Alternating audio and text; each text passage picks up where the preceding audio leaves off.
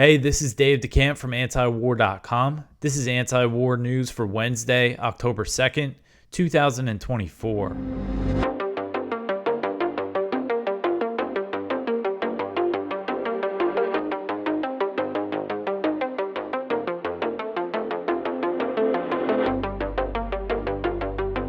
All right, the first story at the top of antiwar.com today. So the big news of the day from Tuesday was Iran's attack on Israel. Iran fired ballistic missiles at Israel, and the U.S. is now saying that Iran will face severe consequences over this attack. We'll get into some of the details of the attack in this story as well. So National Security Advisor Jake Sullivan said on Tuesday that the U.S. would work with Israel to ensure Iran faces severe consequences for launching a missile attack on Israel, which came in response to recent Israeli escalations. Sullivan told reporters at the White House, quote, "There will be severe consequences for this attack, and we will work with Israel to make that the case," end quote. So then President Biden said that the U.S. was in active discussions with Israel on what the response would be. He said, quote, "The United States is fully supportive of Israel," end quote. So according to media reports, Iran fired about 180 missiles at Israel. Iran's Islamic Revolutionary Guard Corps, the IRGC, said that the attack was launched in retaliation for the Israeli assassination of Hamas political chief Ismail Haniyeh, who was killed in Tehran. It was also retaliation for the killing of Hassan Nasrallah, the head of Hezbollah, and the IRGC commander who was killed alongside him, that is Abbas Nilforoshan. So they're saying it was retaliation for all three of those killings. And the IRGC has claimed that 90% of the missiles hit their targets, while Israel claimed that most were intercepted. But videos have surfaced of missiles making an impact. You know, from the videos I've seen, it looks like a lot of them hit targets, made impact in Israel. So far, there's been no word on Israeli deaths. We know at least one Palestinian was killed in the occupied West Bank. He was hit with shrapnel that fell from an intercepted missile. It fell onto Jericho, the city in the West Bank, and killed him. So Israel's not saying, they're saying there's no deaths, or they're not, or they haven't reported any. Again, these, from the videos I saw, it looks like the missiles hit. A lot of them did. So Israel could be concealing the casualty number. I know they said 2 people were injured. They could be concealing the damage that's been done to military facilities as well. The U.S. said that it helped Israel intercept some of the Iranian missiles and portrayed the defense as a success. Sullivan said that the Iranian attack, quote, "appears to have been defeated and ineffective. We are proud of the actions that we've taken alongside Israel to protect and defend Israel," end quote. So the attack came a day after the Pentagon announced that it was sending a few thousand troops to the Middle East to prepare for the defense of Israel if needed. The Iranian attack came after over a week of huge Israeli escalations in Lebanon, over 1,000 dead since last Monday.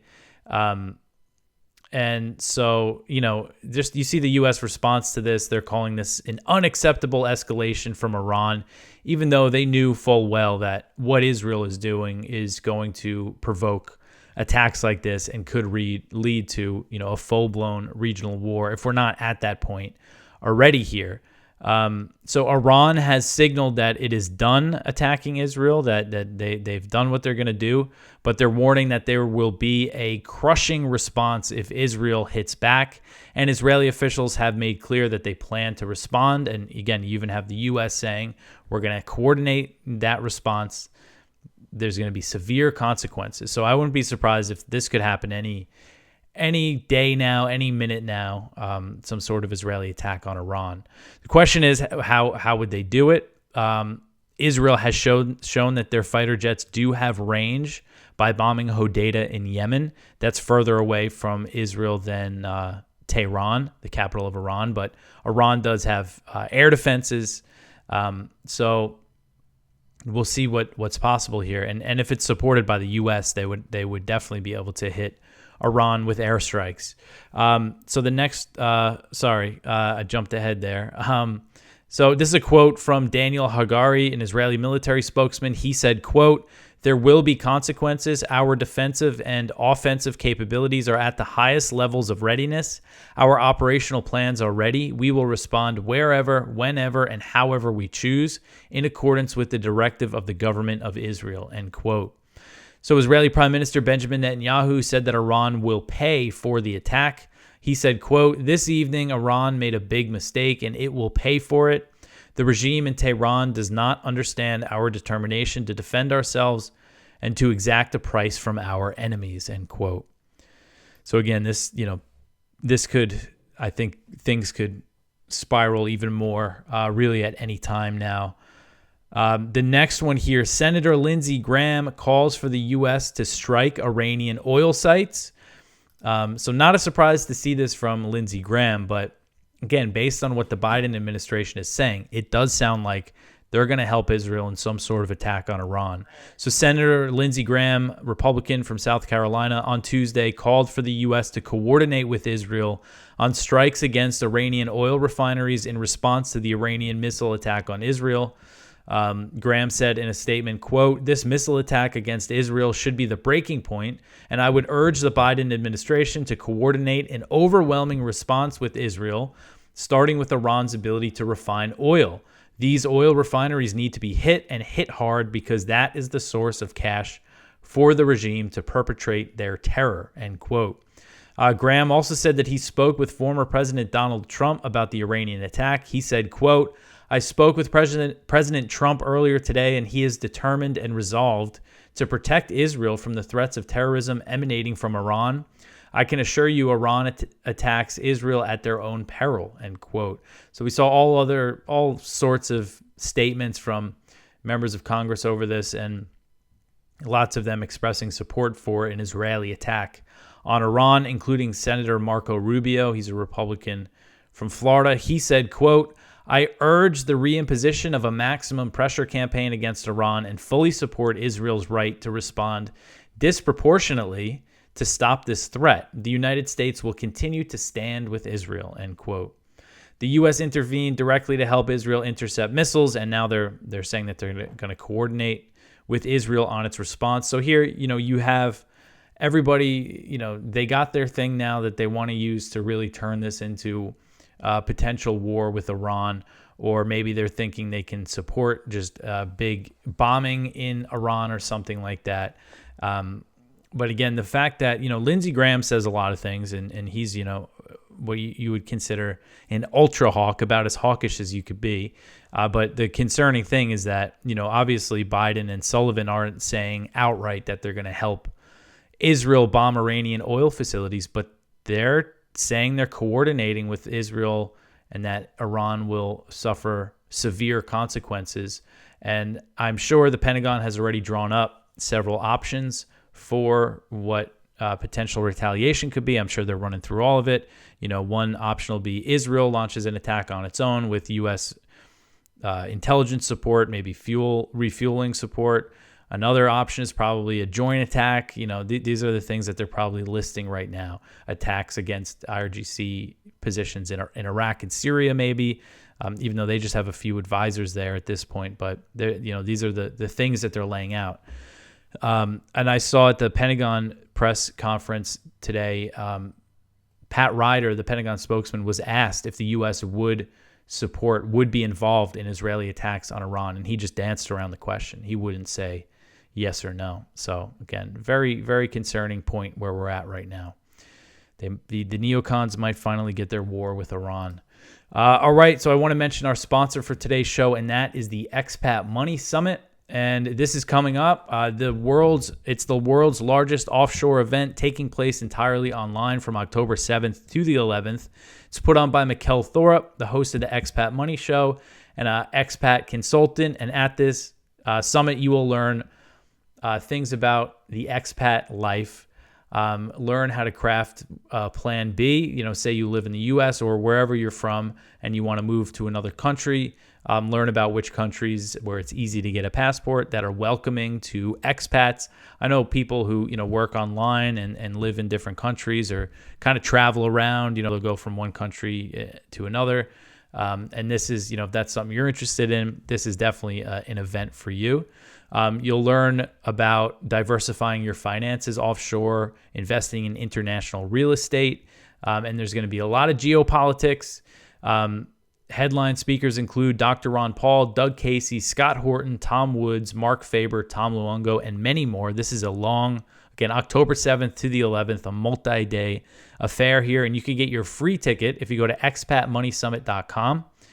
That's EXPAT moneysummit.com. And then if you're interested in the VIP ticket, and they have all sorts of VIP panels, one that I'll be doing on the risk of World War III, click the link in the description, or if you go through the website, put in the code anti-war.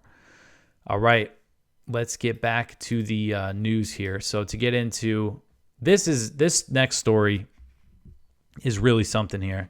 The U.S. encouraged Israel to escalate in Lebanon. So Politico reported on Monday that despite the Biden administration's public calls for a ceasefire in Lebanon, White House officials privately told Israeli officials that they agreed with the plan to escalate in Lebanon and shift its focus to the north. The report, which cited U.S. and Israeli officials, said the message was delivered by Brett McGurk, the top the top Middle East official on Biden's National Security Council, and Amos Hochstein, who is a special advisor to President Biden. He's been appointed. He was the one supposedly working on a diplomatic deal between Hezbollah and Israel. Of course, the U.S. doesn't engage directly with Hezbollah, but Hochstein he was born in Israel, and he's a veteran of the IDF. So this is who the U.S. sends to try to negotiate a diplomatic solution. And apparently he's been encouraging Israel to escalate. The report said that Israel told the U.S. of its plans to focus on Lebanon, but did not offer much detail. And McGurk and Hochstein relayed to their Israeli counterparts that while they still urged a cautious approach, the timing was likely opportune for such a moment, especially after Hezbollah had been significantly degraded in the months prior. The report contradicts public claims from U.S. officials that they have been seeking a ceasefire in Lebanon and are working toward a diplomatic solution. But U.S. actions have shown they do support Israel's actions in Lebanon, as the Biden administration gave Israel $8.7 billion in new military aid amid these dramatic escalations. The Politico report said that McGurk, Hochstein, and other top U.S. officials are describing the war in Lebanon as, quote, a history-defining moment, one that will reshape the Middle East for the better for years to come, end quote. So they're really, they sound pretty gung-ho about this. And so now we'll get into, this isn't a surprise, but just the fact that not only did they approve of what Israel did, they were actually encouraging them. And they think this is, look at this language here. It's a history-defining moment. It's just, this is a situation that could lead to a major war that the U.S. is going to be directly involved in, and these two are pushing for that. All right, so the next one here, Israeli strikes in Lebanon kill at least 55 in 24 hours. So the Lebanese health ministry has said Israel's bombing campaign in Lebanon killed 95 people and wounded 156 as Israeli strikes continue to hit targets across the country. The ministry wrote on X, quote, the Israeli enemy's raids in the past 24 hours on towns and villages in southern Lebanon, Nabatia, Becca, Baalbek, Hermel, and Mount Lebanon resulted in a total death of 55 people and the injury of 156, end quote. Lebanon's disaster agency also put out numbers saying that 1,873 people have been killed by Israel in Lebanon since last year, since October 8th. 2023, and over 1,000 of those have been killed, including many civilians, since Israel escalated things last Monday. You see this picture here of the aftermath of a strike in Beirut in the southern suburbs, just completely leveled this building. And Israeli strikes in Lebanon on Tuesday, they continue to target the capital, Beirut. There was several strikes in the city. So this is just a complete mess. And Israel told people in southern Lebanon to evacuate an area that stretches to 36 miles from the Israeli border, adding to the massive displacement crisis caused by the Israeli military operations. Lebanon's prime minister said earlier this week that 1 million people may have been displaced already. So huge displacement going on here. This is a huge war. The idea that this is limited in any way is wrong, even if there's not fighting happening on the ground. So the next one here related to that, Hezbollah and the Lebanese military say that Israeli troops have not entered Lebanon. So this contradicts the story, which was our top story yesterday, about Israel starting its invasion. On Tuesday, Hezbollah and a Lebanese army source said that they have not seen Israeli troops enter Lebanon after the IDF announced ground forces were conducting raids across the border. Hezbollah media official said, quote, "All Zionist claims that Israeli occupation forces have entered Lebanon are false. There are no direct ground clashes between resistance fighters and occupation forces," end quote. So a Lebanese military source told AFP, quote, "We have not observed any penetration by Israeli enemy forces into Lebanese territory," end quote. And UN peacekeepers in Lebanon also said that they did not observe any Israeli troops cross the border. So these denials came after Israel said that its ground troops were engaged in limited, localized, and targeted ground raids. So after these denials came out, the Israeli military said that they've been conducting small raids into Lebanon for months now. And I did see some reports that, Israeli troops here and there did cross the border. But, this is what Israel's claiming is, we've been doing these little raids for a while now. And they said that they're ongoing. So they're saying that they're still happening. But it doesn't look like we've seen any actual fighting on the ground yet between Israel and Hezbollah. So we will see how this plays out.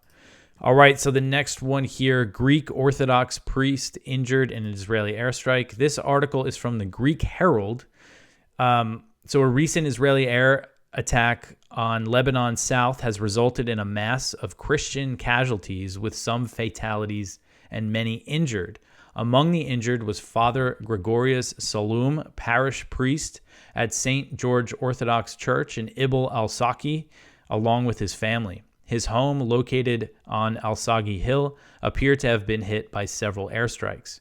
Despite reports that Father Gregorius had died, the Greek Orthodox Archdiocese of Tyre and Sidon and dependencies clarified this morning that he is in fact fine in hospital, with little detail regarding his condition or that of his family. As I understand it, he has been critically, he was wounded pretty badly. The reason why I put this story in the top section was because there was all this news going around saying that he was killed, that he died, and I was going to write a story about Israel killing a Christian priest.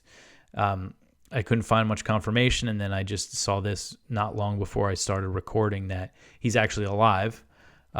So that's good, and it just really kind of spread like wildfire that he was killed.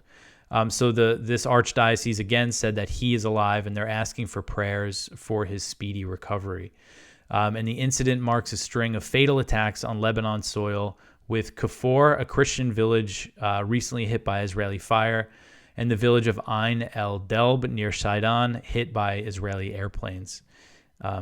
So there are Christian villages in southern Lebanon, something a lot of people don't get. They think it's all Shiite, but there are a lot of Christians that live there as well. All right, so the next one here, Israeli strikes in Syria kill a TV anchor. This article is from Jason Ditz. So this was early Tuesday that Israeli strikes hit Damascus in the upscale Maza district, and they also struck anti-aircraft radar stations at the airport in Damascus. So at least 6 people were reported killed in the attacks, 3 of them civilians, and among the civilians was female journalist Safa Ahmed. She was an anchor for Sana'a, the Syrian state news agency. So she was a news anchor, reporter, killed by Israel. They've killed, I know in Gaza, I think the toll now is 174 journalists they killed in Gaza. I know they've killed a few in Lebanon as well, but this seems to be quite the pattern here from Israel, killing journalists. And they said that other strikes hit the anti-aircraft radar stations.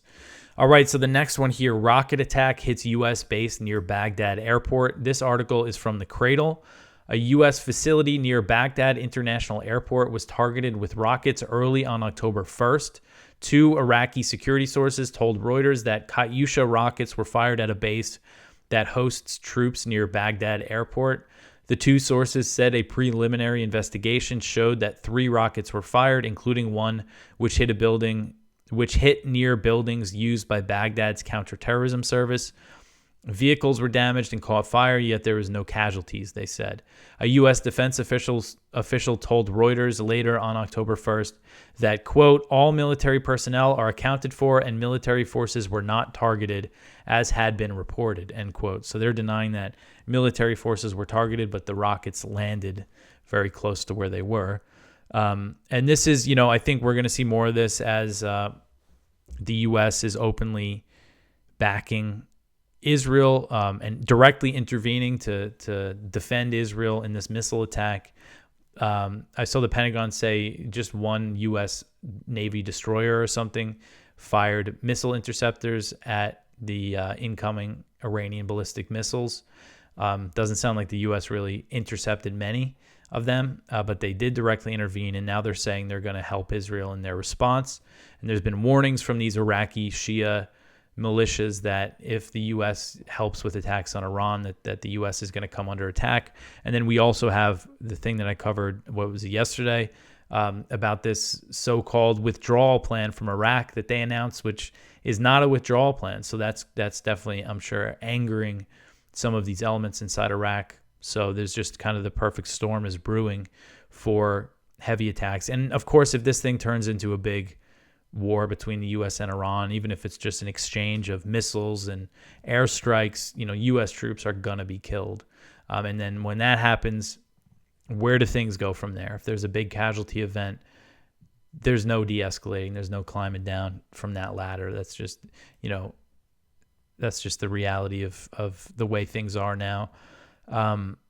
So the thing to do would be to get out of the region and stop supporting Israel. But of course, that's not going to happen. A lot of people are justifying supporting Israel, doing what they're doing in Hezbollah in Lebanon, pointing to the 1983 bombing of the barracks in Beirut that killed over 200 U.S. troops. They claim Nasrallah was behind that. There's no evidence linking Nasrallah to that bombing. None at all exists. Hezbollah did not exist as it does today at the time. The people who were probably responsible for it were Shiite, and they probably did, they probably were absorbed into Hezbollah. But, you see this claim a lot, like a Hezbollah commander's killed, and you'll see someone claim, oh, he was behind the Beirut, the barracks bombing. But there's no evidence of that. And also, how did Reagan respond to that bombing? He got out of Lebanon. He decided that it was foolish to have U.S. troops there, and he got them out. So that's definitely a lesson for today. If you see one U.S. troop gets injured, or even if a base gets a little damaged, you see the U.S. launch all these heavy airstrikes. The lesson of the Beirut bombing is to get out of this region and not be involved in these wars. All right, so the next one here. Israel kills 23 more Palestinians in the Gaza Strip. Gaza's health ministry said Tuesday that at least 23 Palestinians were killed by Israeli forces in Gaza over the previous 24-hour period, bringing the recorded death toll since October 7th to 41,638. Another 101 Palestinians were injured by Israeli attacks, bringing the total number of wounded to 96,460. The health ministry's numbers are an undercount. They only include the dead and wounded that are brought to hospitals and morgues, and doesn't account the thousands who are missing under the rubble. This is a very just horrific picture of 2 children that were wounded in Israeli airstrikes. One of them with bandages over his eyes. This is every day in Gaza. We look at these pictures and just always children, always children being hurt or killed in these Israeli strikes. So later on Tuesday, Palestinian health officials told Middle East Eye that the Israeli military killed at least 37 people in Gaza on Tuesday. So that's higher than the toll that the health ministry put out, but they always put that out kind of early in the day. And again, they only count the bodies that come to the morgue or the hospitals. I know the rescue crews, sometimes they report higher deaths usually because, they're there on scene and their families are telling them that there's people under the rubble and that they're dead, or they assume that they're dead. And it just goes to show how the health ministry death toll is an undercount because it doesn't include that stuff. All right, so the next one here. New NATO chief says that bringing Ukraine closer to the alliance is a top priority. So this article is from Kyle Anzalone at the Libertarian Institute. During his swearing-in ceremony as the new Secretary General of the North Atlantic Alliance, Mark Rutte declared his top priorities were strengthening the alliance and bringing Ukraine closer to NATO. So he took over as the civilian head from longtime Secretary General Jens Stoltenberg, which is, it's good to see Stoltenberg on. He was really awful, but his replacement does not seem better. And this is former Dutch Prime Minister Mark Rutte. I believe, actually, his name is spelled Rutte. Ruddy, might be pronounced Ruddy or Rudy, but I should double check that. But he said, quote, "The first is to keep NATO strong and ensure our defenses remain effective and credible against all threats. My second priority is to step up our support for Ukraine and bring it ever closer to NATO because there can be no lasting security in Europe without a strong, independent Ukraine," end quote. So, of course, he's saying, Ukraine's going to join NATO and all of that stuff. So, he's not going to be any different than Stoltenberg, I don't think. All right, so the next one here, China drills in the South China Sea after the U.S. and its allies. This article is from the South China Morning Post, and I wanted to highlight, so China is celebrating their National Day, 75 years of the Communist Party being in charge, and they're doing some big drills in the South China Sea. And this comes after the U.S., the Philippines, Australia, Japan, and New Zealand were doing drills. Actually, at one point they coincided. But so this is, these are big drills that the U.S. and its allies just did in the South China Sea. As far as I know, this is the first time that you have 5 countries, the U.S. and 4 of its allies getting together and doing big drills in the South China Sea. This is a very, very sensitive area. So now China is doing some big drills. The Southern Theater Command, the Chinese military Southern Theater Command said, quote, "As part of its annual military training arrangement, the PLA Southern Theater Command organized a flotilla to carry out combat-ready cruises from September 30th to October 1st in relevant areas in the South China Sea. The purpose is to raise our joint operation capability and demonstrate our resolve in safeguarding peace and stability in the South China Sea area," end quote. And this comes after Wang Yi accused the U.S. of stirring up trouble in the disputed waterway, and Wang is the China's top diplomatic official. So tension's still very high in the South China Sea, and with China, it's tough to cover all this stuff with everything that's happening in the Middle East. But obviously, what's happening in Ukraine and over in the South China Sea, Taiwan is still very important to follow. So the last story here is kind of a positive story. It's Julian Assange's first public address since his release. And this is the transcript of his speech. We also have the video on top. So he delivered remarks to the Committee on Legal Affairs and Human Rights of the Parliamentary Assembly of the Council of Europe, abbreviated as PACE. So he is talking about how he's a political prisoner here. And there's some quotes that he said that I just wanted to read for you that I really liked, talking about how he did not get justice because he was freed. And that is absolutely true. So, excuse me. He said, quote, "I eventually chose freedom over and realizable justice. After being detained for years and facing a 175-year sentence with no effective remedy, justice for me is now precluded, as the U.S. government insisted in writing into its plea agreement that I cannot file a case at the European Court of Human Rights or even the Freedom of Information Act request over what it did to me as a result of its extradition request. I want to be totally clear. I am not free today because the system worked.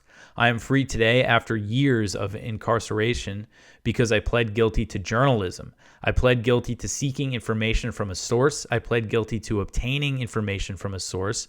And I pled guilty to informing the public what that information was. I did not plead guilty to anything else, end quote. So he goes on. I would recommend watching the video. It's about 20 minutes. It's definitely worth watching. He sounds good. He looks good, which is really great to see. And these are his first public address since he got out.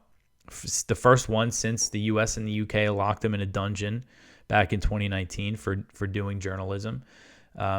And he also talks about the CIA plot to kidnap and assassinate him that we learned about. I mean, the fact that that is public knowledge and that's not a huge scandal, it's just completely absurd. The fact that the guy who oversaw that, Mike Pompeo at the CIA, I think has a chance of being in the next Republican administration, is really unacceptable.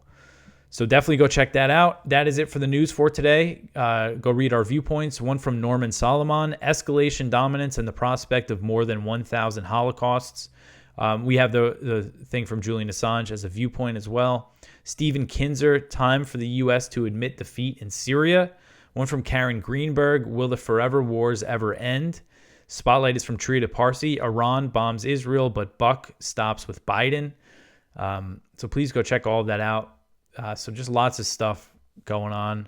Now we're at the point now, there's a chance that this show, when it's released, it could become obsolete if, there's more escalation. Obviously, there's lots of other things that I went over, but I do think there's a chance of some sort of Israeli attack on Iran happening. And you never know, another form that it could take.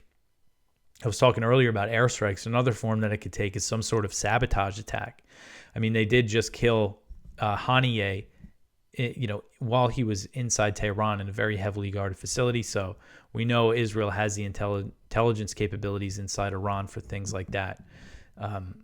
So anyway, if you want to support this show, tell your friends about antiwar.com, like, subscribe, comment, all that stuff helps out. I will be back tomorrow with some more news. Thanks for listening.